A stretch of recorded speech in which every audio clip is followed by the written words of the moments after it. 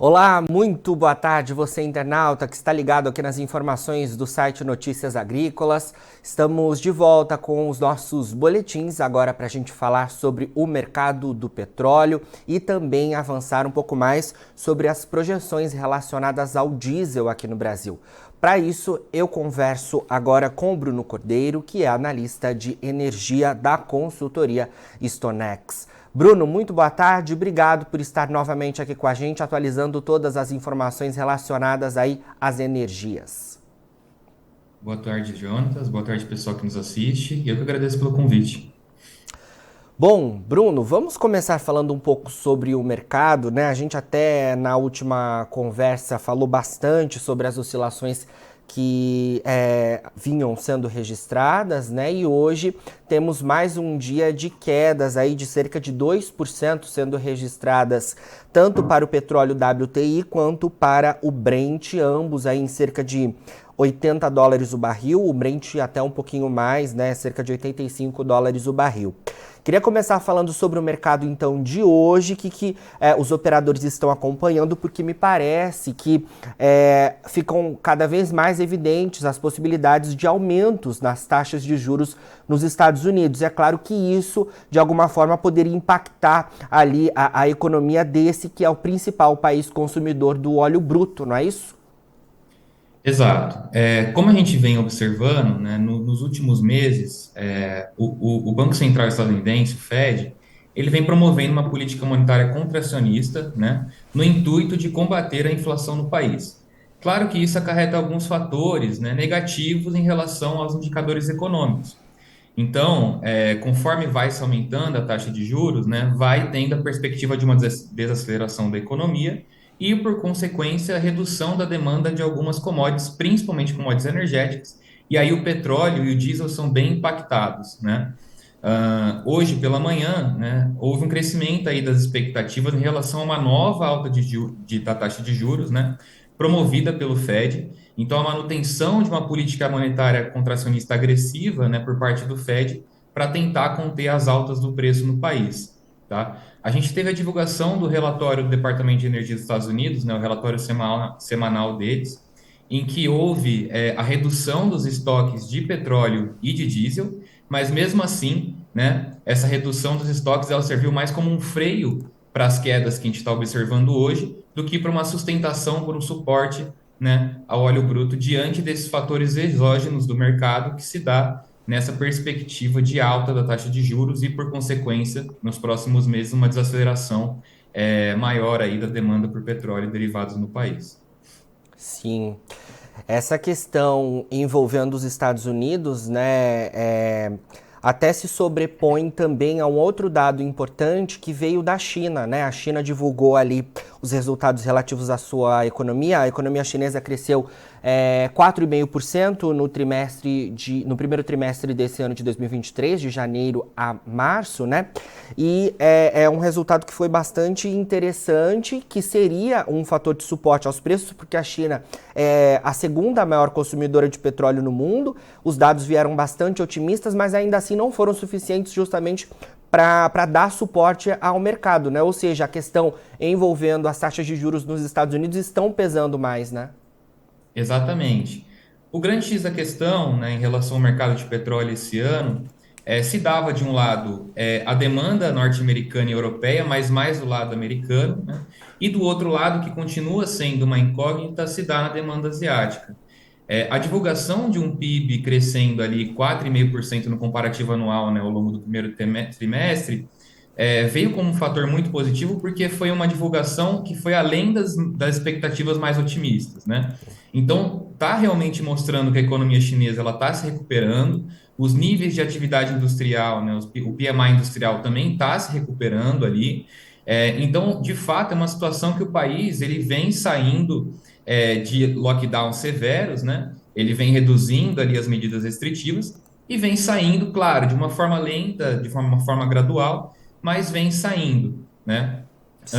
Outro dado importante que saiu da China, né, no dia seguinte, foi a demanda, né, por petróleo, o consumo de petróleo pelas refinarias, que atingiu máximas históricas, tá? Então chegou um recorde ali no consumo sazonal de março, né? chegou a um consumo histórico, evidenciando que as próprias refinarias já esperam uma demanda por combustíveis doméstica alta e também uma demanda por combustíveis externa muito alta, né? Em fevereiro também foi o mês que a China mais exportou combustíveis, né? Então mais enviou combustíveis para fora, principalmente para a Europa, em meio àquela redução do envio de derivados russos para a União Europeia, tá? Então o que está acontecendo ali, né? Que as refinarias elas seguem aquecidas, elas seguem demandando muito petróleo, tanto por essa situação de crescimento da economia, como também por uma situação de viabilidade econômica, né? Eu não sei se todos sabem, mas a China vem aumentando de uma forma muito acelerada as importações de petróleo russo, que possui um diferencial de preços muito bom em relação às referências globais, né, como o Brent e o WTI. Então, as margens de refino, né, dos centros de processamento chineses estão crescendo muito rápido, isso está garantindo alguns lucros ali fora do normal, né? E por consequência a gente vê esse resultado de demanda por petróleo e exportação de combustíveis muito aquecido na China, tá? Mesmo assim, pessoal, não essa situação do PIB chinês, né? Ele acabou não compensando as expectativas de continuar a desaceleração econômica norte-americana, né? Então, portanto, de continuar essa política de alta da taxa de juros norte-americana, e a gente acabou vendo, né, a queda dos preços hoje no mercado de petróleo. Certo. Bruno, diante dessas informações que você trouxe para a gente, como é que a gente pode olhar o mercado oscilando ao longo dos próximos dias? Tem algum outro fator aí, seja dos fundamentos ou seja da parte técnica, que a gente deve estar atento aí nos próximos dias?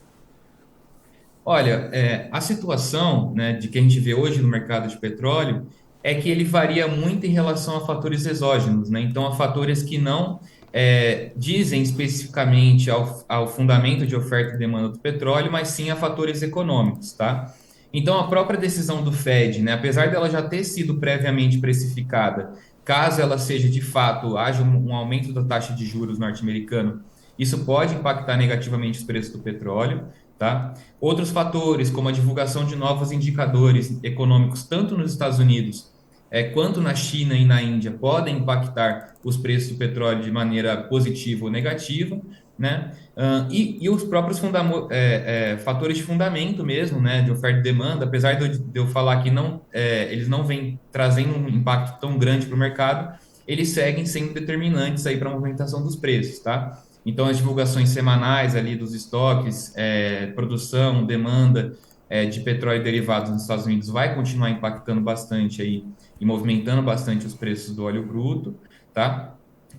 E também a própria situação de fundamentos de oferta e demanda na Ásia, né? A gente vê aí tanto a China quanto a Índia demandando muito petróleo, importando muito petróleo, principalmente da Rússia, né? A Rússia ela mantém as exportações aí muito fortalecidas. Caso isso diminui, caso essa expectativa de aumento ainda maior da demanda, né, ao longo do segundo semestre de países asiáticos, ela não vingue, a gente pode ver aí novas pressões, né, aos preços do óleo bruto.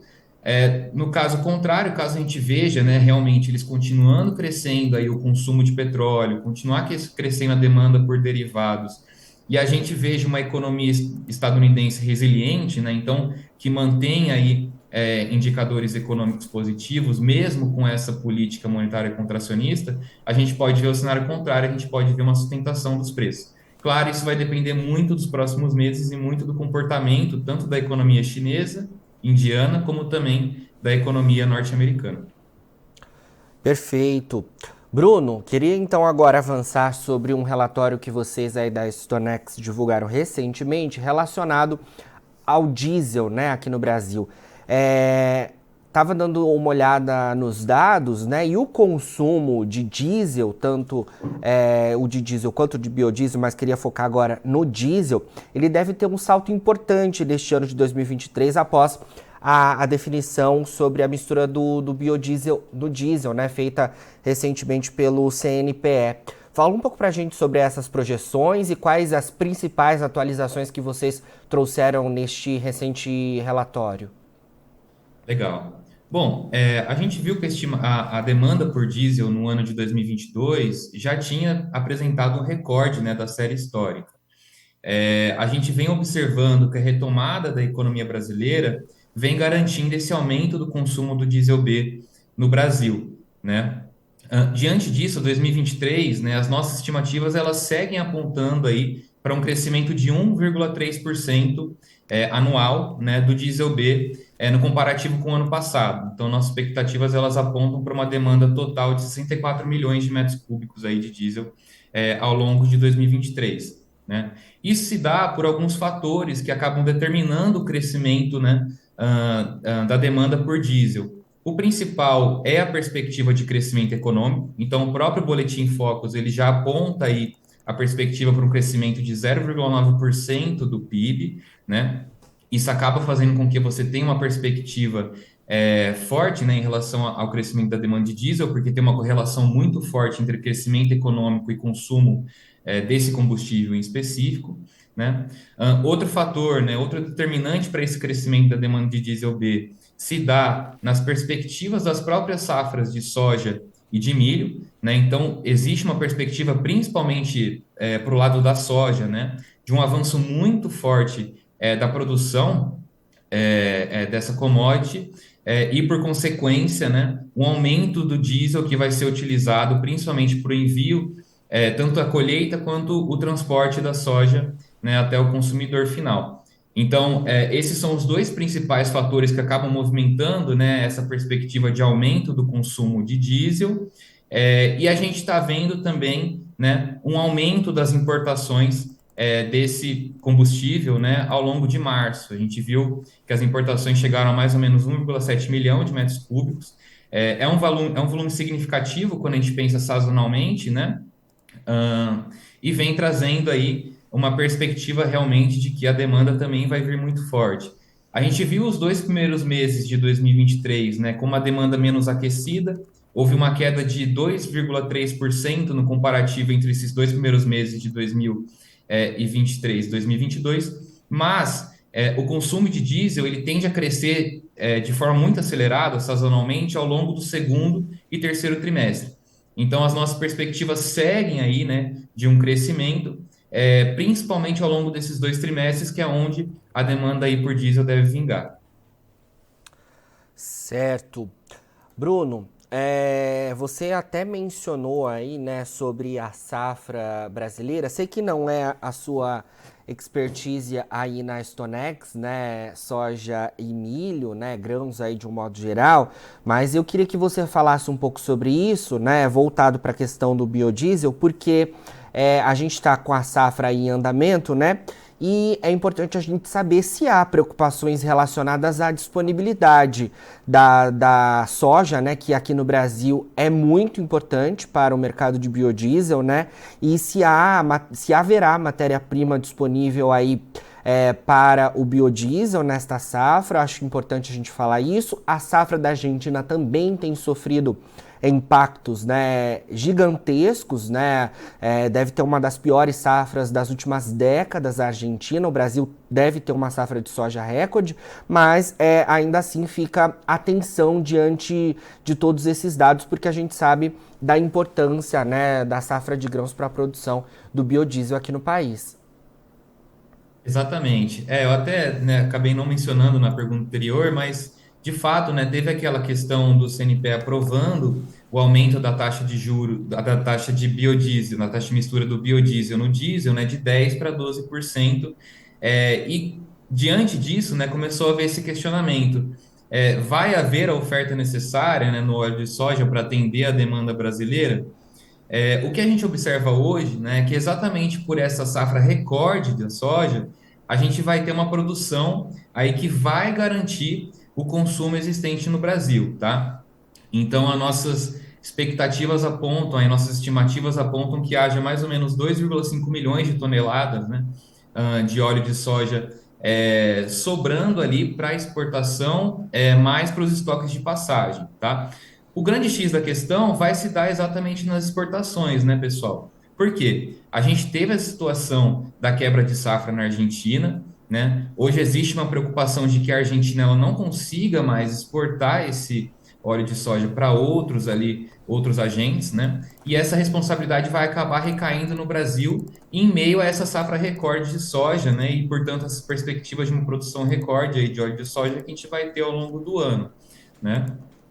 Hoje, essa preocupação ela não é tão forte, exatamente porque a nossa safra as estimativas sobre a safra vêm de que ela seja uma safra recorde e que a gente consiga atender tanto os agentes domésticos, né, quanto os agentes externos ali que possivelmente serão deixados, né, não serão assistidos pela Argentina, tá? Mas isso a gente vai conseguir observar mais no final do ano, né? Talvez, de fato, esse excedente exportável ele não seja capaz de garantir todas as exportações necessárias que a gente vier a fazer, né? E em algumas regiões a gente dependa, de fato, da importação do óleo de soja. Mas, de novo, né? É uma situação que existe uma pouca probabilidade de acontecer. Provavelmente a gente vai conseguir atender a nossa demanda doméstica e a gente vai continuar ampliando as exportações sem problemas, né? Mas, claro, nos próximos meses a gente já vai ter uma maior claridade em relação a esse assunto. Sim, vamos acompanhar tudo isso muito de perto. Bruno, obrigado mais uma vez pela sua entrevista aqui ao Notícias Agrícolas. A gente segue se falando para atualizar tudo aos nossos internautas e sempre que tiver novidades aí da Stonex, pode contar com a gente por aqui, tá bom? Eu que agradeço e desejo uma boa semana a todos. Boa semana. Bom, agora na finalização dos nossos boletins, você vai encontrar o perfil das nossas redes sociais. Siga a gente por lá para se manter atualizado sobre todas as informações do agronegócio brasileiro. A gente fica por aqui, mas daqui a pouquinho tem mais boletins ao vivo. Fica por aí, a gente se vê.